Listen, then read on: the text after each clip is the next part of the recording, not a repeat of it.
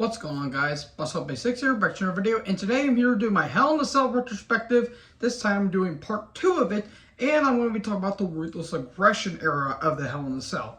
Now, last time I talked about the 6-pack challenge that happened at Unforgiven 2000, and, well, some things have changed, let's just say, when it came to the Ruthless aggression era.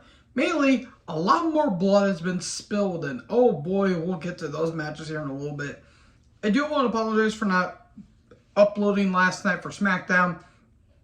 My dad just came home and we haven't seen him. He hasn't been home for over a week, and spent time with him, and also I was at a friend's house, so apologies for that. But anyways, hopefully this video can make it up for you. So without further ado, let's talk about Hell in a Cell Part 2, the Ruthless aggression era, starting off with Chris Jericho versus Triple H from Judgment Day 2002. So this feud has been started ever since Triple H came back, basically.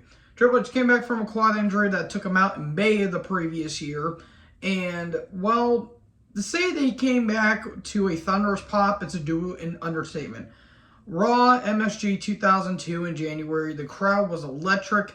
And my God, did Triple H ever get a standing ovation. And so Triple H eventually won the Royal Rumble, but he ran into a few conflicts. At the time, him and Steph and storyline were going through some difficulties. Triple H was not trusting Steph and was thinking about, why don't we just call it off? And then Steph announces that she's pregnant. And Triple H is going this all along and thinking he's going to be a father. But then Linda McMahon spoils a surprise and saying she was never pregnant. It was actually a doctor. It was actually an actor playing as a doctor. So Triple H found out, and we get to one of my favorite moments in Raw history, one of my favorite segments. Triple H and Stephanie renewing their wedding vows, and oh my God, I get goosebumps just thinking about it. The crowd's not buying into it, calling bullshit on this and hoopla and all that stuff. And Triple H says, "Stephanie, I see you for what you truly are, a no-good lying bitch." And that Triple H just goes off, and honestly, just check it out, folks. Check out Triple H, Stephanie, renewing wedding vows on Raw. It's one of the best segments, and it features Vince. This one moment, Vince gets put in the pedigree, but he jumps too early. And Triple H doesn't jump with him, so it kind of looks awkward. It's fucking hilarious if you ask me. So then that leads to Triple H versus Kurt Angle, and Stephanie's with Steph as guest referee. It's a contender match at No Way Out. Triple H gets screwed over, but eventually he gets his win back, and he eventually faces Jericho for the Undisputed title. And by the way, Jericho's the world champion. It's treated like a complete afterthought in all this. It's baffling. Triple H wins the title at WrestleMania in a very underwhelming main event, and the feud continued on from here, and we get to the Hell in a Cell here. I'll be honest, folks, this match did not need to be Hell in a Cell. In all honesty, oh my God, it did not need to be Hell in a Cell. As a Hell in a Cell match, it wasn't bad. It was actually quite enjoyable for what it is. It's a solid but flawed Hell in a Cell. I will admit it went about maybe 5 minutes too long. And this is sadly, remember, for Tim White, the late great Tim White, rest in peace, my good sir. This is where his career ultimately ended after he got suffered a big shoulder injury, and unfortunately, it ended his wrestling career. And we all know what happened there. Suicide lunchtimes, anyone. And apologies, I had to get my charger for my laptop, because my laptop's about to die. Because preparing for a video, what is that, folks? So yeah, this match, infamously remember for Tim White's career ending, which is very sad. I always liked Tim White. I would say he was a good ref. There were some good spots here. I mean, Jericho getting hit with the steps was pretty brutal. Triple H bled a little bit. Jericho was gushing. The barbed wire 2x4, and then it ends with the pedigree on top of the cell, and there you go. Triple H wins, and this feud has ended. Yeah, it didn't really need to be Hell in a Cell, but hey, All's well that ends well. So then, literally that same year, a few months later, we get to Brock Lesnar versus The Undertaker for the WWE Championship at No Mercy. Oh boy, we're in for a treat now, are we, gentlemen? So, this feud's been going on for about a couple months at this point. So Brock Lesnar defeated The Rock at SummerSlam, and Undertaker at this point has become a good guy, and he eventually, was starting to feud with Brock. Well, Brock decided to make it a little personal after, these cool segments with Brock and Taker, and that even got Matt Hardy involved in it a little bit, and Taker's wife Sarah, who was pregnant in kayfabe, I believe, and Taker was taking on Matt Hardy, and then Paul Heyman snooped backstage and was talking to Sarah. Taker went to go after Heyman, and that's where Brock attacked Taker, and Brock basically just went up to Sarah and says, "Life's a bitch," and that caused Sarah to have a failed pregnancy, quote unquote. Because wrestling storylines never have miscarriage. Oh, damn it. But anyways, that's neither here or there. So they had their match at Unforgiven, which it was a fine match, but ultimately ended in no contest due to referees getting attacked, and ultimately went to no contest. But it did feature one of the most brutal chair shots I've ever seen. That chair that Brock took, oh my god, that thing was dented. And then it ended with Brock going through the sign at Unforgiven 02. It was a bit underwhelming, but it was kind of a cool visual. So Taker still wanted to get his hands on Brock for what he did to him and Sarah. And, well, Taker took on Matt Hardy in a false count anywhere match, where Brock attacked Taker, F5'd him onto a pile of corn or some shit like that. And Matt Hardy got a win over The Undertaker, and Brock smashed Undertaker's hand against the fence with a propane tank, crushing Undertaker's hand. Stephanie's like, no, you ain't going to get out of this. Oh, wait, no. Actually, before that, Taker and Brock were announced for Hell in a Cell, but Brock won incapacitate, if I could speak, please, Undertaker before we get to the match, and Steph is like, no, what you did only added fuel to the fire. Taker is going to wrestle with the cast on. And then we get to Taker's beating the shit out of his hand and the blood being shown through the cast. It's a really cool visual. And then we get to this match, and holy sweet Jesus Christ.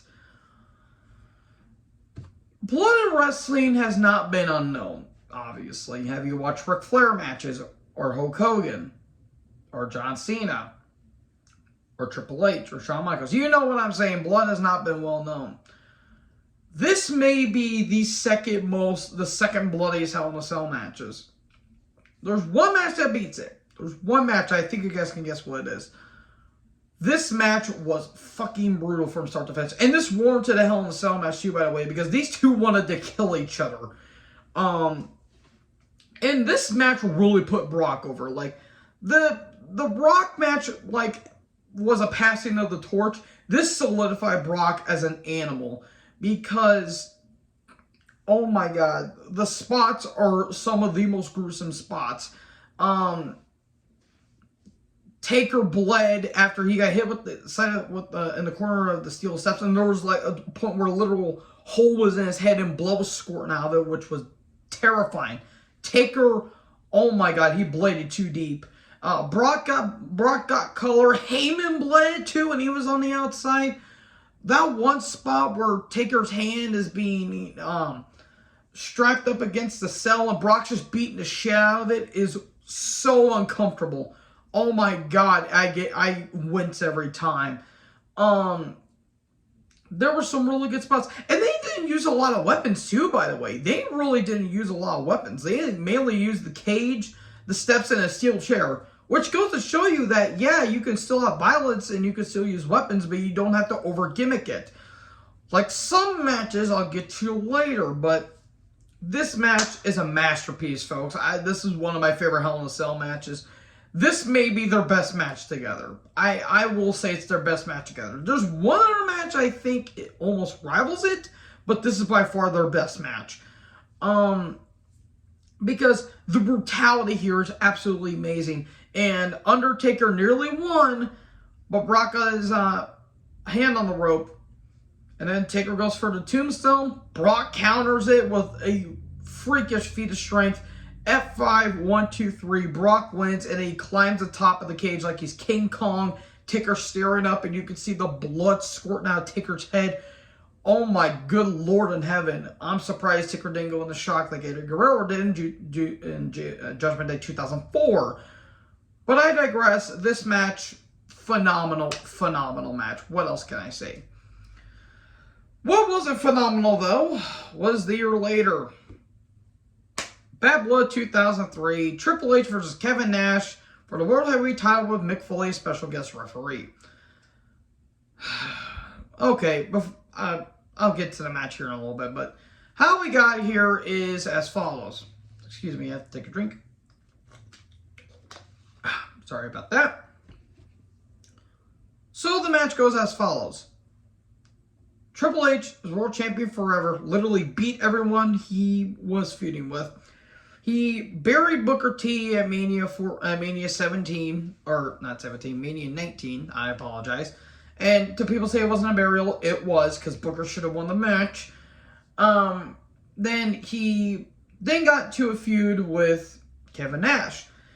Because Kevin Nash came back around this point, and, you know, he's like, oh, me and Triple H are buddies, and then Triple H is attacking Shawn, and Triple H is like, no, I wasn't attacking Shawn. And then Nash is like, well, what's going on here? So then they would have a series of matches where they had a match at Judgment Day, which ended in no contest and wasn't really that good of a match. They had a six-man tag. They were involved in a six-man tag at Backlash. It was Nash, Booker, and Shawn, and against Jericho, Flair, and Hunter. And Triple H's team won, I think, after he pinned Nash. I think it was either Jericho or Triple H got the pin. I forgot. Then they had a street fight event at Insurrection 2003, which it had its moments, but it really wasn't that great of a match. I mean, Flair just bled heavily in that match. And then we get to this match, and Foley came back for special guest referee, and Foley got the shit beat out of him and all that stuff. I'm sorry, folks, this match wasn't really that good. They tried. Oh, God, did they try, but this is when Triple H was starting to become unbearable at this point. He was John Cena before John Cena. Let's just call it that. And Nash, I love Nash, don't get me wrong. But even though he's the king, he's the meme of, you know, the quad.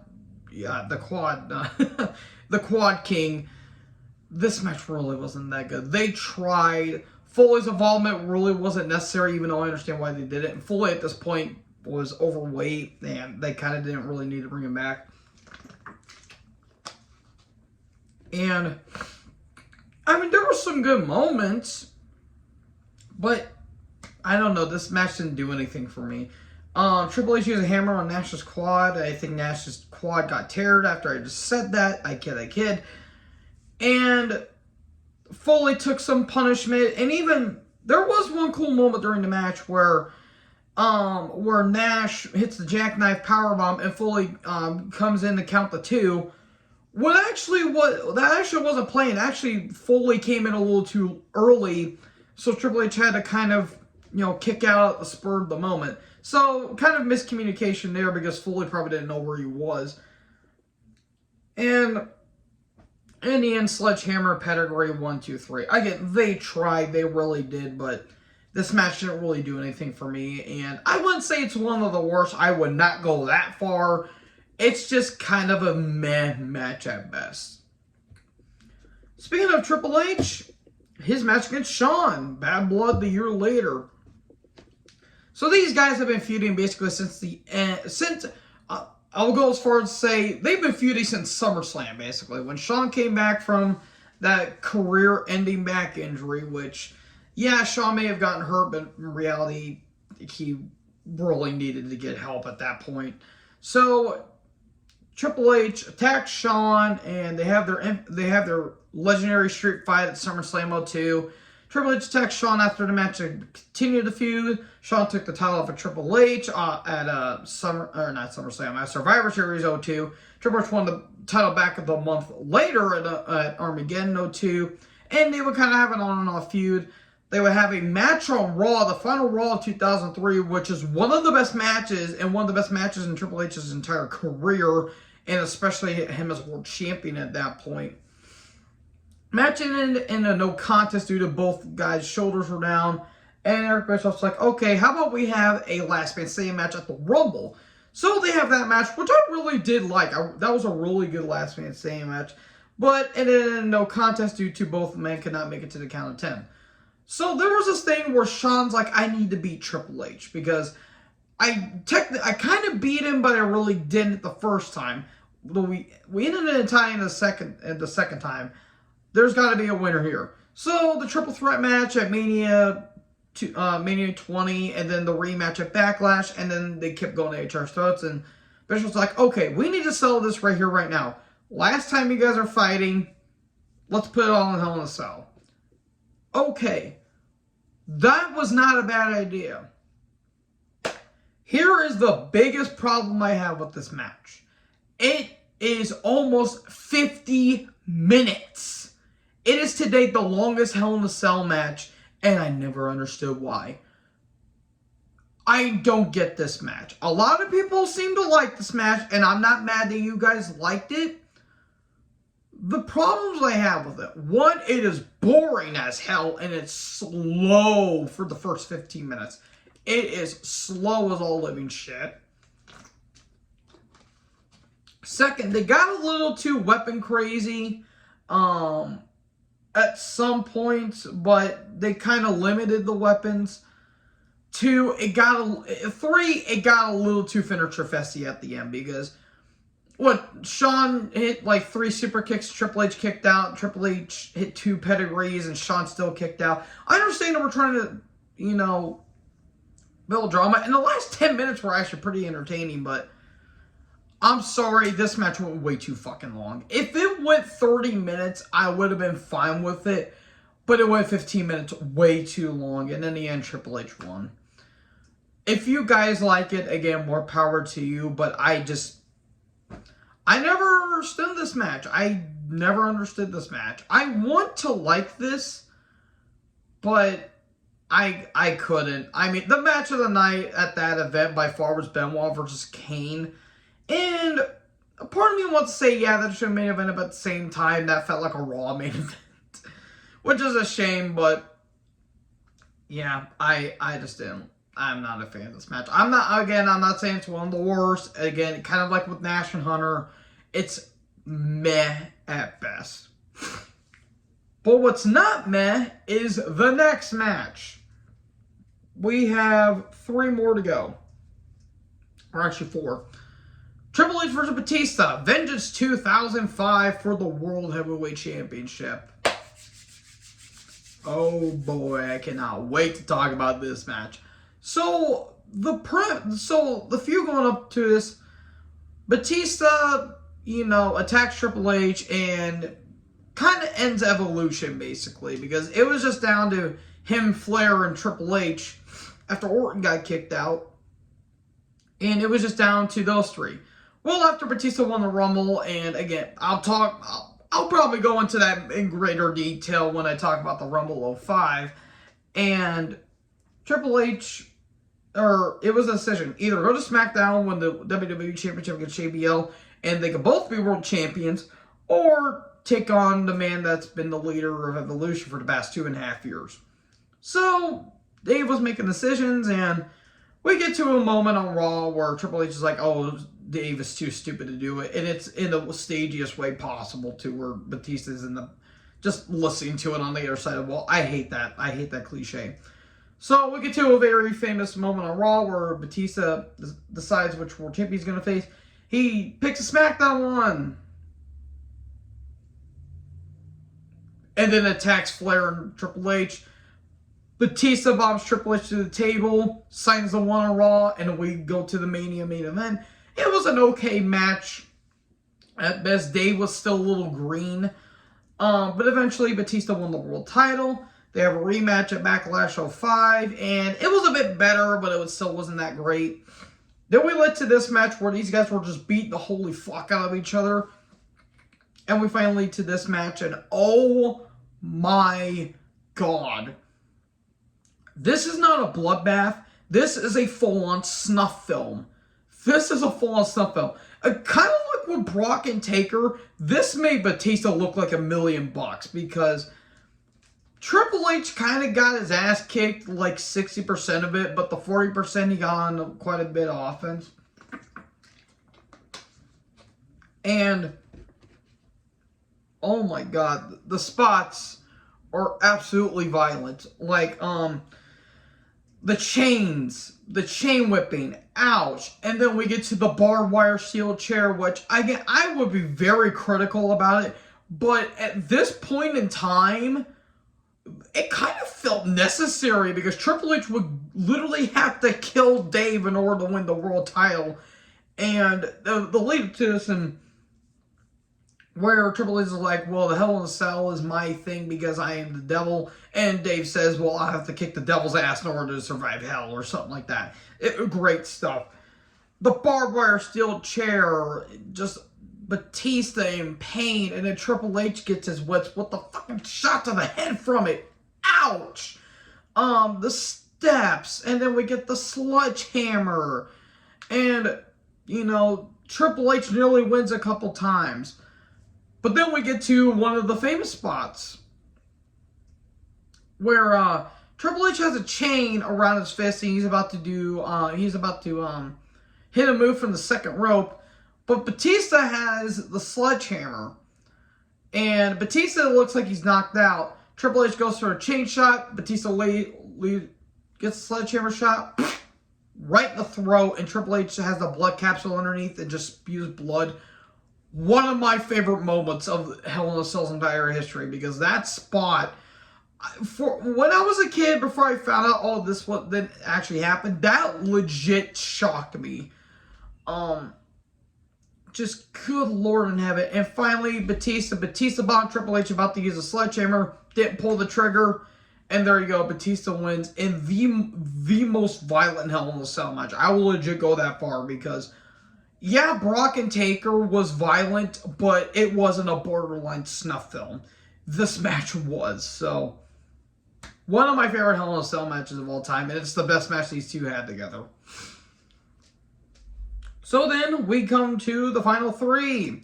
Undertaker versus Randy Orton, Armageddon 2005. These guys have been feuding basically ever since WrestleMania, where Legend versus Legend Killer, Orton couldn't put away the Undertaker and their awesome match at that year's Mania.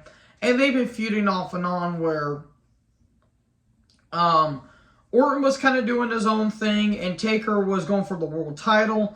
He beat Muhammad Hassan and that whole tragedy at Great American Bash. And then him and JBL had a match on SmackDown where Orton cost Undertaker the match. And that led to the SummerSlam match, where Cowboy Bob Orton helped cost Taker the match, and that leads to the Ortons versus Undertaker, and the first, to my knowledge, the only handicap casket match, where the Ortons won, and Randy set Undertaker ablaze. So, Survivor Series comes around, and that's where Team Raw versus Team SmackDown happened. Before that was cool, and then they became overindulgent with it.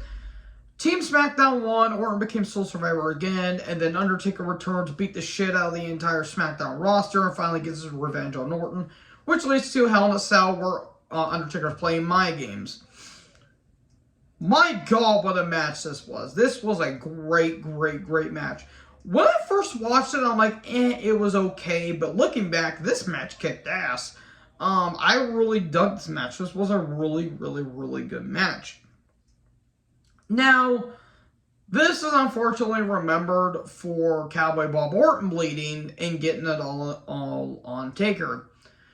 Because John Laurinaitis, who I'm surprised didn't get the shit kicked out of him and didn't get fired for this, did not tell Undertaker, hey, Bob Orton has been diagnosed with hepatitis for the majority of his life. No one told Taker that.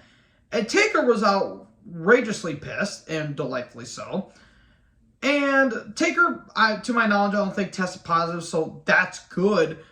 But yeah, everyone bled, and just very cool spots. Taker getting splashed through the table, and then Orton hit the tombstone. Orton going for the tombstone again, but Taker eventually hits it. 1, 2, 3. Taker gets victorious and goes on top of the cell, does the urn thing, and there you go. That's how it ends. So, really good match. I'm surprised John Laurinaitis didn't get fired for this. And he's out of the company. Thank God. People power. So then we get to the penultimate installment on this. DX, Triple H and Shawn Michaels versus the McMahons, Shane and Mister, and the Big Show. 2-on-3 handicap match, Unforgiven 2006. This was part of the McMahons and DX feud when DX reformed. And this is when Shawn was feuding with the McMahons at this point. And Triple H and Shawn took on the Spirit Squad and that whole disaster. And the DX pranks and all that stuff. It was stupid. It was really, really, really stupid. And then the Big Show got involved for some reason because they had nothing for him to do. And led to this match. Now, this was the debut of the amplified version of the Steel Cage where I think the length got a little bit longer and I think it got a little bit wider, I think. And the cell looked a little bit bigger. And that would be the cell for every Hell in a Cell match from this one forward, I'm pretty sure. So yeah, this got a bit of a upgrade, I guess you could say. So how was this match? This match had no right to be as good as it is because, I'm being honest, the McMahon's and DX match at SummerSlam was fun, but it got a little too chaotic. So, you have DX and McMahon's and the Big Show. First off, DX incapacitates Big Show by keep low blowing him, and that's a really smart strategy, be keeping the big guy down. That ultimately didn't work after all, and they got on their offense, and Shawn was bleeding. Triple H got his ear busted open after a coast-to-coast by Shane. Ouch. The one that bled the most was Shane because, oh my good lord, literally everyone bled in this match too. Big Show got busted, Shawn got colored, Triple H was bleeding, Vince bled, Shane looked like a freaking red gusher. It was ridiculous. So many memorable spots where Shane gets his throat crushed. The most infamous spot. This was part of the Vince Kiss My Ass Club, which I don't know why that was still a thing at this time, where Big Show got hit with like a chair toe. He was bent over the top rope. It was just Vince and DX. They pulled Big Show's pants down. And Vince got his head shoved up Big Show's ass. Vince McMahon is a very, very, very weird guy. And then Sweet Chin Music, and then the sledgehammer across Vince's shoulders. That looked like that hurt. That knocked Vince out. The match finally ends. Oh my god, this match was batshit insane. It was very dumb. It was such a dumb match, but I loved it. It's one of my favorites. I like this string of Hell in a Cell matches from Batista to Triple H onward until when they get to Hell in a Cell 2009 is one of my favorite Hell in a Cell matches. So yeah, let's get to the final one of the Ruthless Aggression era. Batista versus The Undertaker, Survivor Series 2007 for the World Heavyweight Championship. These guys have been feuding ever since Taker won the Royal Rumble, and he decided to face Batista at Mania 23, one of my favorite matches from Undertaker, one of my favorite matches from Dave. So what happened is these guys have been feuding off and on. Taker won the title at Mania, then they had the Last Man Standing match on Backlash, which ended into no contest because they both went off the stage. Led to a steel cage match on Raw, where Taker would win, but then Mark Henry would beat him down, and then Edge would cash in. It was a way to ride out Taker because Taker was injured. So then Batista would go after Edge because Edge, cheated his way to win. Basically, he was the ultimate opportunist. So it ultimately led to where Batista couldn't challenge for the title anymore because at Vengeance 2007 Night of Champions, last chance match of Edge won. Batista can never challenge for the world title again, which Batista got Batista bomb on the outside, and Edge won via countout. And so Edge had to relinquish the title due to I think a neck injury or some kind of injury that he suffered. That's when the Great Khali won the world title because that was good shit. So then that led to Batista going after the world title. He eventually won it, I think, in the Unforgiven triple threat between Khali, Batista, and Ray, where Batista won, and that's when Undertaker came back and he got his vengeance on Henry. So then those guys would clash heads again, where they had the match at Cyber Sunday with Austin as special guest referee, and a good match. It was a pretty solid match. And then we get to this match here, and wow. I can't tell if this was their best match. This is probably their third best match besides the Last Man Standing and the Mania match, because holy God, this match was insane. It's kind of underrated, I want to say. This may be, if not the most underrated Hell in a Cell match, because besides the ending, not a lot of people remember this match, which is a damn shame, where these guys just literally beat the shit out of each other. Taker with the throat crush by putting Batista's neck on a chair and just slamming it into the steps. The steps spot where Batista got hit with the tombstone and he kicked out. Batista bought through the table. And just iconic left, right, and center. And then Batista gets hit with another tombstone. And then Edge, disguised as a cameraman, attacks both of them. Concerto to Undertaker, puts the arm over Batista. Taker loses. He sits up and then gets hit with a brutal chair shot too. And there you go. Set up a match at Armageddon where Edge ultimately wins, and that starts the La Familia thing. And yeah, that ends the Undertaker and Batista saga. So, yeah, this was a damn good match. It was kind of short too. It was only 20 minutes too, if you can think about it. But yeah, this was a really, really, really great match. So, folks, that ends this part of the Ruthless Aggression era. And now I'm going to be doing the PG era. Oh, boy, help me with that one, because from SummerSlam 08 to current day, 14 years. I'm going to be here a while. So, yeah. Thank you guys for watching this video. Make sure you guys like, comment, subscribe. What was your favorite part of this? What was your favorite Ruthless Aggression Hell in a Cell match? Let me know in the comment section below. Again, let me know in the comment section below. I apologize if I skipped over my words there. Like, comment, subscribe, tap the little bell for more notifications. Join the herd. Talk guys next video. Peace out.